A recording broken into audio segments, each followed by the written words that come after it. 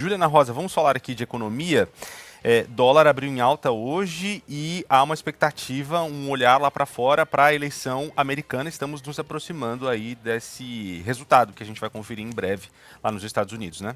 Pois é, tem lenha vindo de fora, vindo de dentro, e o dólar então chega a esse patamar de 5,70. A gente falava que conforme os Estados Unidos fossem cortando os juros, que foi o que aconteceu, o dólar ficaria na casa dos 5,10. Então temos aí a preocupação com a questão da eleição americana. Principalmente, o dólar está subindo em relação a outras moedas de países emergentes também. Chegou a 5,73 nessa segunda-feira. Nesse momento está valendo R$ 5,70. Mas aqui dentro do Brasil a gente tem também as preocupações com o equilíbrio das contas públicas. Isso está colocando mais lenha nesse movimento, que é um movimento internacional. A questão americana tem a ver com o fato de que o Donald Trump está com vantagem nas últimas pesquisas eleitorais e promete um programa de governo que é muito focado no protecionismo. Então, protegendo a indústria local, menos concorrência, normalmente medidas mais protecionistas levam à inflação mais alta. E isso pode levar, inclusive, a uma reversão nessa tendência de corte de juros nos Estados Unidos no ano que vem, podendo voltar a subir o juro americano. Então, por isso você tem um movimento de alta do dólar diante desse entendimento. Olhando aqui para dentro do Brasil, a gente está falando muito aqui da questão do equilíbrio fiscal, porque deteriorou nas últimas semanas de forma expressiva a perspectiva de equilíbrio das contas públicas. E por quê? O governo vem prometendo equilibrar as contas. O ministro da Fazenda, Fernando Haddad, e a ministra do Planejamento, Simone Tebet, vem prometendo anunciar um pacote de corte de gastos entre 30 e 50 bi depois das eleições municipais.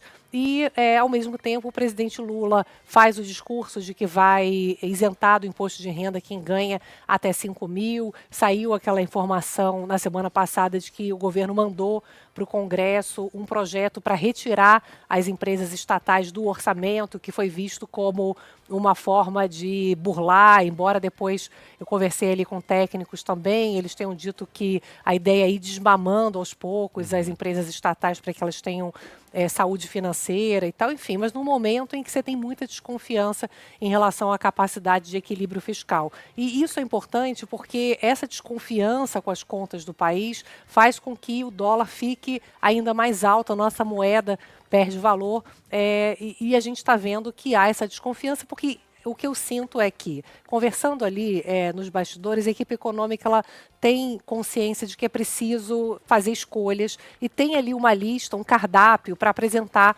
para o presidente Lula de programas, por exemplo, abono salarial, que é um programa que se discute se ele realmente é efetivo, porque ele não vai só para pobres, ele vai para todo mundo que recebe até 2 salários mínimos e recebe um 14º salário, mas está dentro, os estudos mostram jovens, por exemplo, de classe média, começando a carreira, enfim, seguro-desemprego, que ele bomba quando você tem o mercado de trabalho muito aquecido, devia ser o contrário, né? O governo gasta mais com o seguro-desemprego quando o mercado de trabalho está aquecido por conta da alta rotatividade. Então tem uma série de regras que vão ser levadas para o presidente Lula de forma a terem ajustes ou até serem eliminados alguns benefícios para poder equilibrar as contas. Falta combinar com os russos, no caso, o presidente Lula, que é quem tem que bater o martelo, e no fundo o que eu sinto é todo mundo fala, não, vamos conseguir sim, o presidente Lula sabe que até politicamente é importante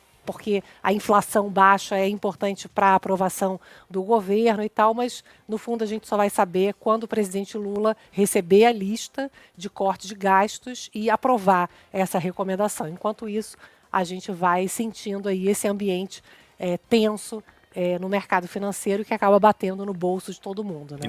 E não tem prazo para apresentação desses cortes, né? Está se falando nas próximas semanas, o tal vem aí, mas até agora não tem um prazo, né? Eles falam que é depois das eleições municipais, agora é de domingo, semana que vem, então vai todo mundo segunda-feira já está esperando o anúncio desse pacote. O ministro Haddad, junto com Gabriel Galípolo, que foi aprovado para ser o próximo presidente do Banco Central, embarcaram para Washington, onde tem a reunião do Fundo Monetário Internacional, e certamente ali com analistas do mundo inteiro, gestores de grandes fundos de investimentos, eles vão ser cobrados de cadê esse pacote aí, porque está todo mundo querendo ver na prática e não só promessas, né?